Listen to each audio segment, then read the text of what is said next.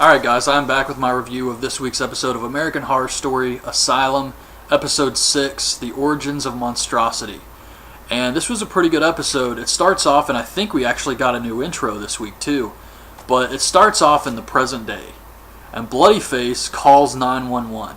And the police show up at Briarcliff and they find the 3 imposter Bloody Faces hanging from the ceiling. And then it goes back to Briarcliff in the 60s.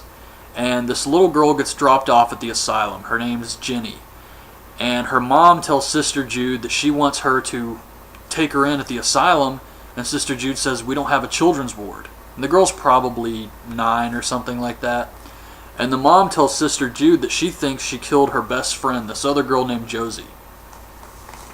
And Jenny told the police it was this strange man, and he told her if she didn't keep quiet, he'd kill her too.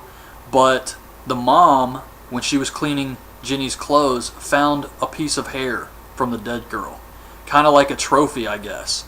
So she thinks her kid's all screwed up, and Sister Jude says she can't help her, so she says, will you at least talk to her?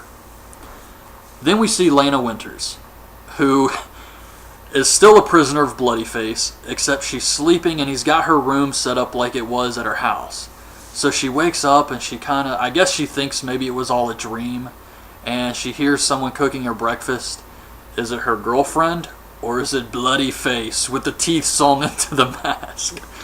So of course it's Bloodyface, and she realizes where she is. She freaks out, and Dr. Thredson, who's Bloodyface, sits down and he tells her that his mother abandoned him when he was young. He had to live in orphanages, and he thinks Lena Winters might be that special person.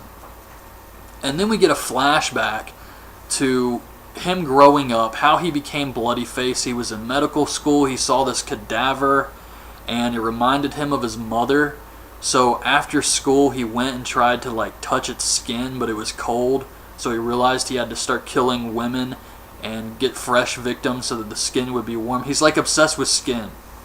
But this was a really awesome scene. I really liked this a lot because it was just really intense, I thought, from Dr. Thredson, how he's talking to her about how he's Bloodyface, and it was just really well done. And he tells Lena Winters that he wants her to be his mom. So it was kind of bizarre, but they have to give him a motive, I guess. So Sister Jude gets a call from the Auschwitz survivor. He says that Dr. Arden was a Nazi scientist and he is dangerous.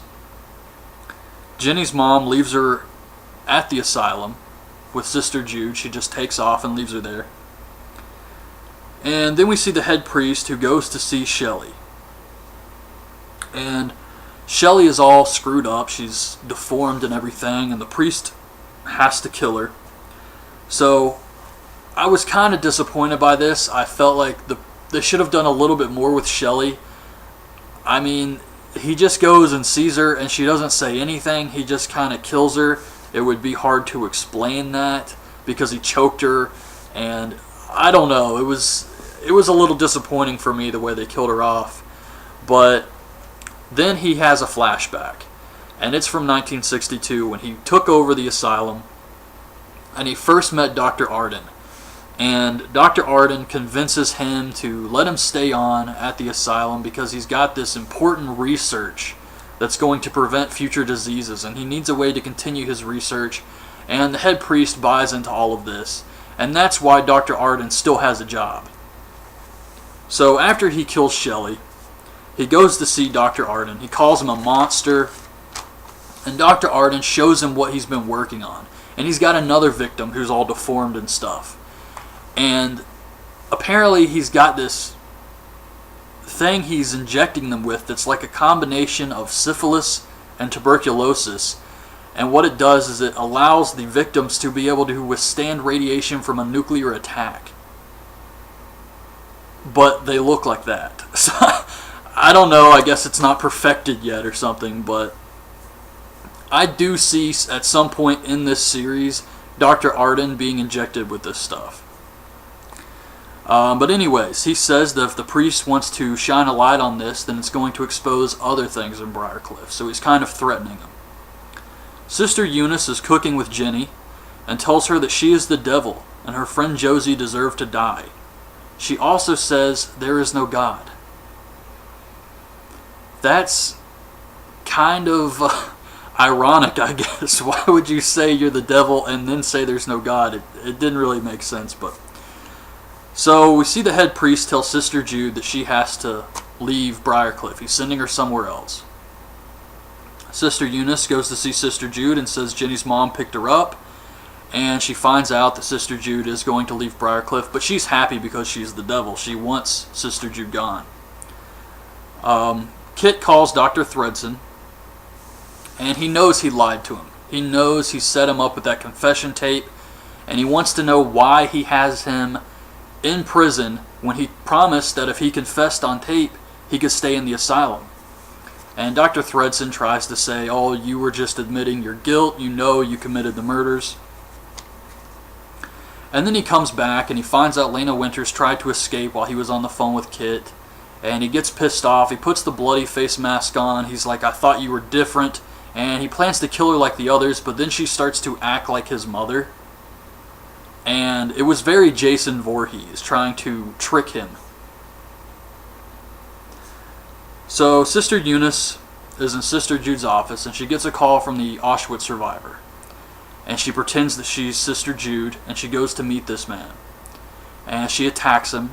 And then when Sister Jude shows up, she finds the guy's body, and he's bleeding to death, but he's able to tell her that it was a nun who attacked him. And we see Jenny, the little girl serial killer, and apparently she killed her brother and sister and stabbed her mom in the back, and we see her giving the police the same exact story she gave when her friend Josie died. Like, the same exact story. And back in the present day, the police are checking out Briarcliff. The killer calls back, bloody face, and he says he only killed the imposters. And they find out that Adam Levine had a wife, and she's missing. And then we see her, she's been taken by Bloodyface, and she's now a prisoner in the present day of Bloodyface. Now, I don't want to speculate what happens next week, because from the previews, it looks like it's pretty out there. So I'm just going to wait to see what they do with it, but it looked pretty crazy. But as far as this episode goes, I really liked it. I really liked the scene with Bloodyface, his flashback, explaining why the head priest is working with Dr. Arden. I thought that was good. And the Jenny character, I don't know if she's going to come back. It was kind of just a random side story, but I don't know if they're going to do more with this or not. But I also am wondering, who is this Bloodyface in the present day? Like, who could this be? Because Dr. Thredson would be pretty old by then. And it actually shows Bloodyface, and he doesn't look really old. So I guess that's going to be another mystery we'll find out later in a few episodes. But I'm glad they're starting to do more with the present day, because up until now, I think it's only been maybe 3 things. 3 little cuts to the present time. And I'd like to see more of that. Because in the first episode, something was in that room that grabbed Adam Levine's wife. So something is in the future of Briarcliff. And plus we still have the aliens storyline and just all types of stuff that needs to be answered. And it looks like next week is only going to add to that.